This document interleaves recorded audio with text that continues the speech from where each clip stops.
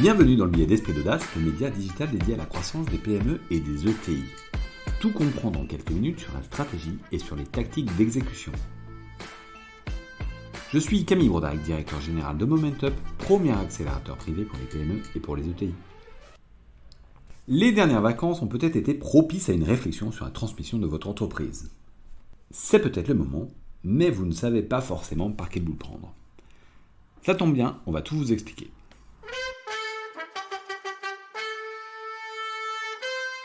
Comme dans tout projet d'envergure, et c'en est un, la transmission d'une entreprise est un process avec un certain nombre d'étapes. Chacune de ces étapes doit être réalisée au mieux.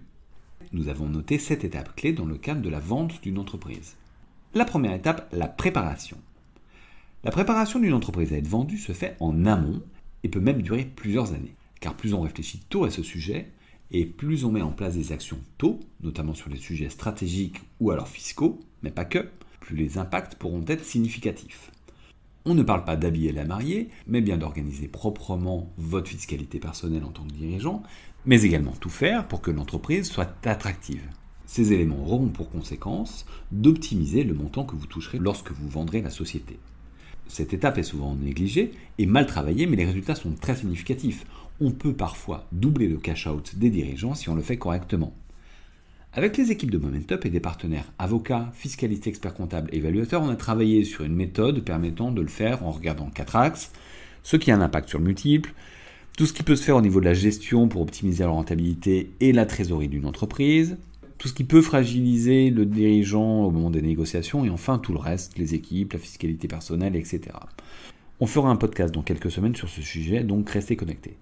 Donc cette première étape de préparation peut durer de quelques minutes si on fait rien, à plusieurs années si on fait les choses au mieux.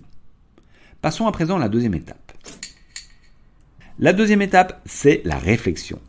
Il s'agit là de vous interroger pourquoi vous voulez vendre ou transmettre l'entreprise. À qui ? À vos équipes, à vos enfants, à un entrepreneur, à un groupe ? Est-ce le bon moment pour vendre, tant d'un point de vue personnel qu'économique ? Quels sont vos enjeux pour cette session ? La pérennité de l'entreprise, vos équipes, le prix, les valeurs d'un éventuel repreneur, etc. Un autre sujet qui est clé et fondamental, qu'allez-vous faire après ? Est-ce que le fruit de la session vous permettra de vous la couler douce sur la plage de la Pointe au Cap Ferret ? Ou alors de faire le tour du monde en bateau, ou faire du kitesurf à Jericoacoara, créer ou reprendre une entreprise, reprendre une activité de salarié, partir à la retraite, rester dans le groupe qui achètera votre entreprise, faire du bénévolat, écrire des romans, faire de la musique, peindre ? Vous avez probablement des tas d'idées. Mais supporterez-vous cette vie ? Et votre famille, est-ce qu'elle la supportera également ? Bref, la question n'est pas aussi simple qu'on peut l'imaginer. Toutes ces questions sont essentielles car cela vous évitera de douter pendant le process qui pourra être éprouvant, mais également de ne pas regretter lorsque l'opération sera réalisée car vous ne pourrez pas revenir en arrière. Vous pouvez aussi réfléchir à la valeur de votre entreprise, ça vous permettra de guider votre choix. On peut passer maintenant à la troisième étape. La troisième étape, c'est la préparation. Ça y est, vous avez pris votre décision, vous allez vendre. Ok, mais par quel bout le prendre ? Là, il faut constituer votre équipe. Avocat d'affaires, évidemment. L'expert comptable, qu'il faut impliquer, évidemment. Mais également, souvent, un conseil en M&A dont le travail sera de vous accompagner pendant toute la période, répondre à vos questions, vos doutes, vous épauler, mais aussi trouver le bon acquéreur et vous permettre de respecter les enjeux que vous aurez définis et souvent vendre le plus cher possible aux meilleures conditions. Cette étape de préparation, avec vos conseils, vise à définir le périmètre de cession, réaliser des opérations pré-cession pour que le périmètre soit bien propre, de définir une stratégie de cession, de commencer à travailler sur la data room électronique, travailler sur les retraitements éventuels, travailler sur une première approche de valorisation, mais également rédiger la documentation nécessaire aux étapes suivantes et de réfléchir aux typologies de acquéreurs potentiels et à ce qu'ils seraient capables de surpayer, c'est-à-dire comment on crée un premium. Dans cette étape, on regarde la dynamique sectorielle, quelles opérations ont été faites, sur quelle valorisation, si l'information est disponible, quels acteurs sont actifs, etc. Je viens de parler plein de choses, donc il convient de revenir un petit peu dessus. D'abord, première approche de valorisation. Donc attention, valeur ne veut pas dire prix, ce n'est pas parce qu'un évaluateur vous dira que ça vaut X qu'un acquéreur vous fera une offre à X et non pas à X moins 20% ou X plus 20%. J'ai également parlé de data room électronique. Il s'agit d'un coffre-fort numérique dans lequel il y a tous les éléments qui seront demandés par les auditeurs de l'acquéreur. On peut le faire plus tard, et généralement on le fait plus tard, mais vu que c'est long et fastidieux, autant l'étaler dans le temps pour éviter de faire des choses dans l'urgence après avoir reçu une lettre d'intention. J'ai aussi parlé de retraitement, donc petit focus sur ce sujet. Qu'est-ce que c'est ? Il s'agit de remettre les données économiques de votre entreprise dans un environnement dit normatif. Il y a toujours des frais qui sont exceptionnels ou qui ne sont pas forcément nécessaires à l'activité de l'entreprise. On les fera ressortir pour pouvoir les retraiter. Par exemple, si vous avez une rémunération très importante, on le fera apparaître pour avoir des chiffres tels qu'ils devraient être. J'ai également parlé de documents. Faisons le focus sur 3 qui sont très importants dans cette phase. Le teaser. Il s'agit d'un document synthétique, d'une page ou deux, permettant de susciter de l'intérêt auprès de potentiels acquéreurs. Il est diffusé de façon large à la liste des potentiels acquéreurs que vous aurez définis avec l'intermédiaire sans dévoiler le nom de la société, ni donner trop d'indices pour éviter que tout votre écosystème soit au courant que vous vendez. Deuxième document, l'engagement de confidentialité ou NDA. Suite à l'intérêt de potentiels acquéreurs qui auront reçu le teaser, et avant d'aller plus loin, il faudra signer un NDA. Vu que vous allez transmettre des informations ultra confidentielles à des entreprises de votre secteur, et parfois à des concurrents, autant le blinder. Aussi, il est important de prendre en compte le fait que la confidentialité est clé pour ne pas mettre la société en difficulté du fait des incertitudes des salariés, partenaires clés, clients, fournisseurs, etc. Donc, la confidentialité est de mise. Certains dirigeants sont transparents sur le fait qu'ils vendent, souvent pour des bonnes raisons, mais en règle générale, moins on intègre de personnes dans la boucle, mieux c'est. Enfin, troisième document, et qui est très important, l'info-mémo. Il s'agit d'un document précis de présentation de l'entreprise et de l'opération. Il permet aux potentiels acquéreurs d'avoir une compréhension fine de l'entreprise avant de passer à une analyse plus approfondie. Notons enfin que dans cette étape de préparation, certains feront ce qu'on appelle une VDD, pour Vendor Due Diligence, c'est-à-dire un audit de leur propre entreprise, ce qu'il y a plusieurs avantages, notamment d'accélérer le process, mais également d'identifier et de traiter en amont un certain nombre de sujets pouvant fragiliser le cédant dans le cadre de l'opération. Une fois que cette étape de préparation est faite, on passe à la quatrième étape. Quatrième étape, l'approche.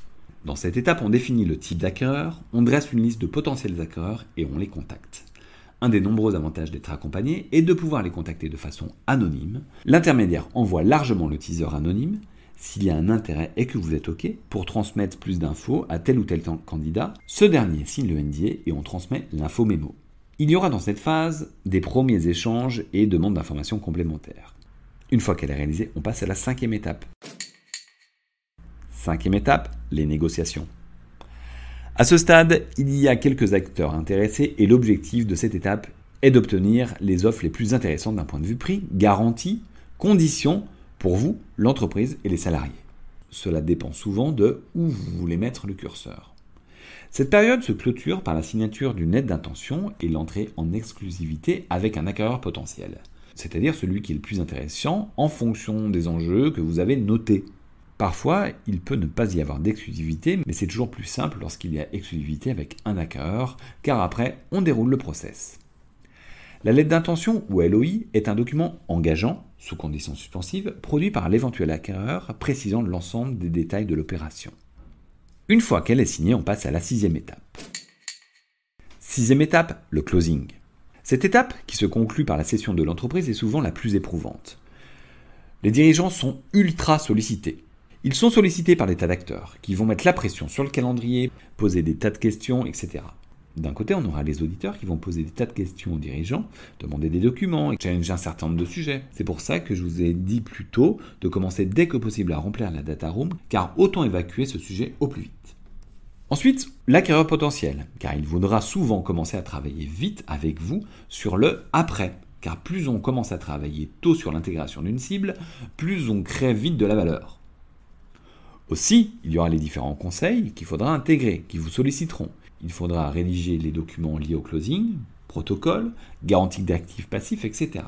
Il y aura peut-être renégociation des conditions car les audits auront pu révéler des éléments qui vous fragilisent. Vous serez également sollicité par les collaborateurs qu'il faudra rassurer, car dans le cas de la loi Hamon, il faudra les prévenir à un moment ou à un autre, sauf si vous passez outre et vous prenez le risque d'avoir une amende.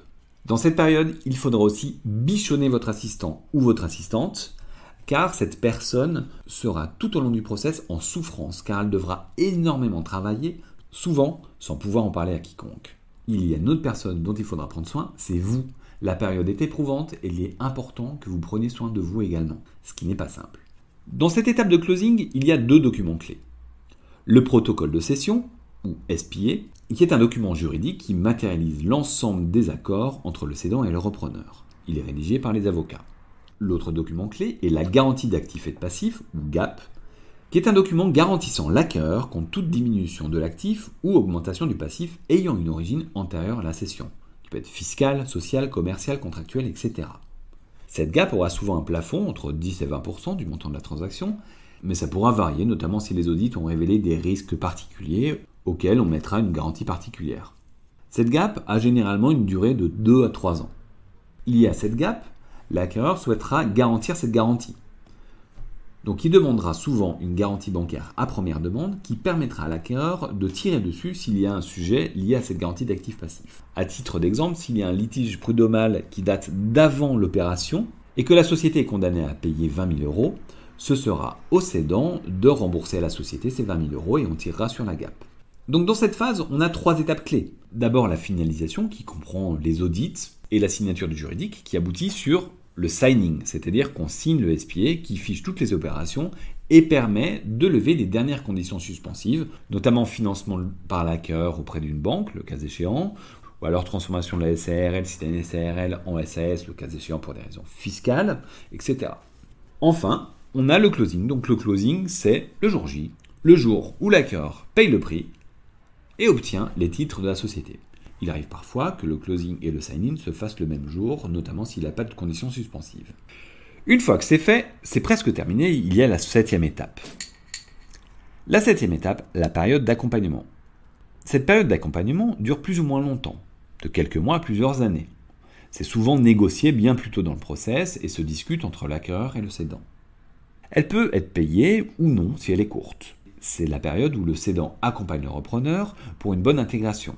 Il lui présente tout le monde, notamment les clients, les fournisseurs, les équipes, etc. Ces personnes devront être rassurées, mais si le cédant qui est opérationnel reste, il faudra qu'il fasse sa place dans le groupe de l'acquéreur et gérera souvent opérationnellement la structure sans pour autant porter la stratégie, ce qui peut être frustrant. Nous espérons avoir été clairs. Si vous avez des projets de cession ou des questions, n'hésitez pas à me contacter. Vous pouvez prendre rendez-vous avec moi sur le lien Calendly en commentaire de ce billet ou alors me contacter par LinkedIn ou via le site internet de Momentup. Je suis Camille Brodag. Ce billet a été réalisé avec les équipes de Momentup, le réflexe croissance des PME et des ETI. Un grand merci aux équipes M&A de Momentup pour m'avoir aidé à le préparer. Ce billet est disponible sur toutes les plateformes de podcast et relayé sur les réseaux sociaux, notamment LinkedIn. S'il vous a plu, n'hésitez pas à vous abonner, le noter sur les différentes plateformes de diffusion, en parler autour de vous et nous laisser des messages et suggestions. À la semaine prochaine.